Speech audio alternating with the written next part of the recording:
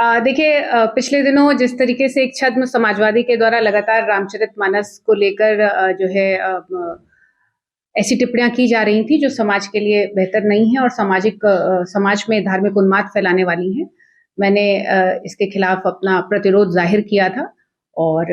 इस प्रतिरोध के चलते आज मुझे समाजवादी पार्टी के द्वारा बिना कारण बताओ नोटिस जारी किए, बिना लोकतांत्रिक प्रक्रिया का पालन किए मुझे मेरा निष्कासन कर दिया गया है। और लेकिन मैं आपसे कहना चाहती हूँ कि प्रभु श्री राम इस देश की आत्मा में बसते हैं और श्री रामचरितमानस इस देश के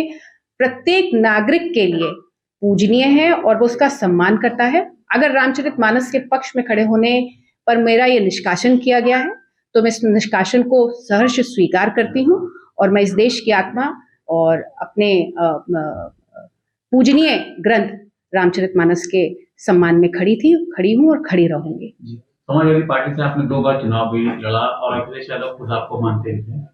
उसके बावजूद भी आपने रामचरितमानस के समर्थन में ट्वीट भी किया और काफी बयान भी दिया। तो क्या लगता है इसी वजह से आपको निकाला गया? देखिए, मैंने पहले भी कहा था कि कुछ लोगों के द्वारा जो दूसरे दलों से आए हैं लगातार राष्ट्रीय अध्यक्ष जी को गुमराह करने का काम किया जा रहा है और जिस तरीके से वो सामाजिक द्वेष फैलाकर राजनीति करना चाहते हैं, जिस तरीके से लोगों को धर्म और जाति के नाम पर बांटना चाहते हैं, ये उसका परिणाम है। और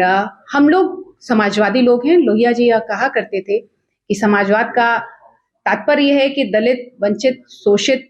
आधी आबादी और सबके साथ समान व्यवहार किया जाए। और आज अगर लोहिया जी होते तो समाजवादी पार्टी शायद उन्हें भी बाहर का रास्ता दिखा देती। लेकिन मैं आपसे स्पष्ट कहना चाहती हूँ कि समाजवादी पार्टी का मतलब समाजवादी विचारधारा नहीं है।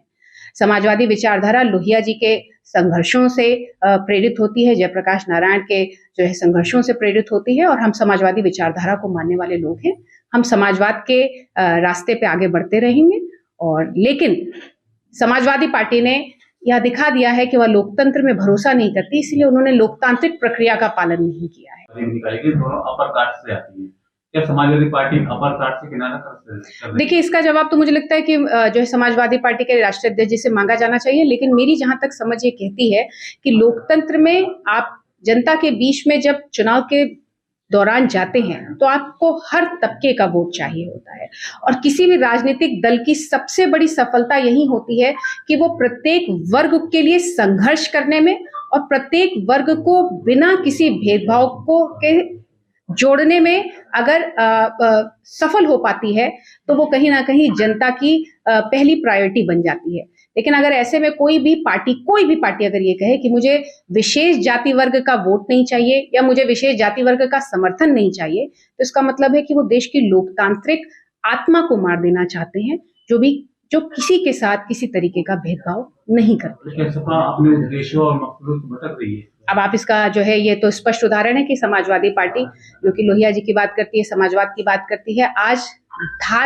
जाति के भेदभाव के आधार पर मेरा निष्कासन कर दिया गया है। मैं इस देश की आधी आबादी से आती हूँ, जहां पे लगातार आधी आबादी के नाम लेकर राजनीति करना चाहते हैं, वहीं पे आधी आबादी के जो है नुमाइंदगी करने वाली 2 महिला नेताएं जो कि मुखर थी, जो कि संघर्षरत थी। मैंने आज तक पार्टी के खिलाफ कोई काम नहीं किया, कोई अनुशासनहीनता का काम नहीं किया गया, लेकिन उसके बावजूद मुझे पार्टी का निष्कासन किया जाना पार्टी के द्वारा ये मेरे लिए भी स्तब्ध कर देने वाला है। लेकिन मैं आपसे कहना चाहती हूँ कि हम लोग इस देश के और इस समाज के दलित, वंचित, अल्पसंख्यक, पिछड़े, आधी आबादी के लिए संघर्ष करते रहे हैं। और मैं आपको अभी कुछ दिन पहले का एक वाकया भी याद दिलाना चाहती हूँ कि जब समाजवादी पार्टी के सोशल मीडिया हैंडल से लगातार महिलाओं के लिए अपशब्द बोला जा रहा था, मैंने तब भी अपनी इस बात को जाहिर किया था कि किसी भी महिला के लिए, चाहे वो किसी भी राजनीतिक विचारधारा से आती हो,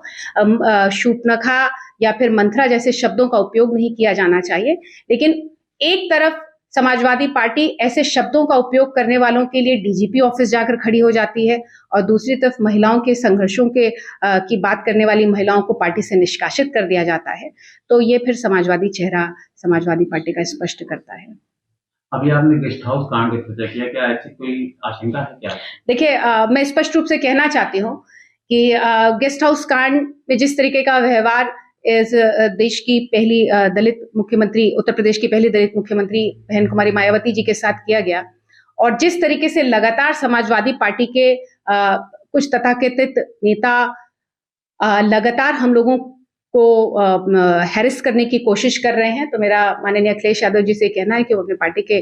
कार्यकर्ताओं और नेताओं को समझाएं कि महिलाओं के साथ अभद्रता करने से बचे, वरना इसका मुंह तोड़ जवाब दिया जाएगा। अब अगला कदम क्या होगा? फिलहाल मेरा अगला कदम ये होगा कि मैं पार्टी से पहले इस बात का जवाब मांगूंगी, और हो सकता है कि मैं चुनाव आयोग में भी इस बात की शिकायत करूं कि पार्टी ने अपने संविधान का पालन नहीं किया और मुझे बिना बताए निष्कासित कर दिया। और साथ ही साथ हम जनता के बीच में जाएंगे, हम इन मुद्दों को लेकर जनता के बीच में जाएंगे, और अगर देश की जो आत्मा रामचरितमानस है उसके साथ खड़े होने पर मेरा निष्कासन कर दिया जाता है, तो मैं अपने देश की आत्मा के साथ खड़ी हूं, क्योंकि मैं जब तक जिंदा रहूंगी अपनी आत्मा को नहीं मरने दूंगी। और अगर इसके रामचरितमानस के साथ खड़े होने के लिए मेरा निष्कासन किया गया है तो मुझे यह सहर्ष स्वीकार है, और हम लोग और मजबूती से आगे इसके लिए लड़ते रहेंगे।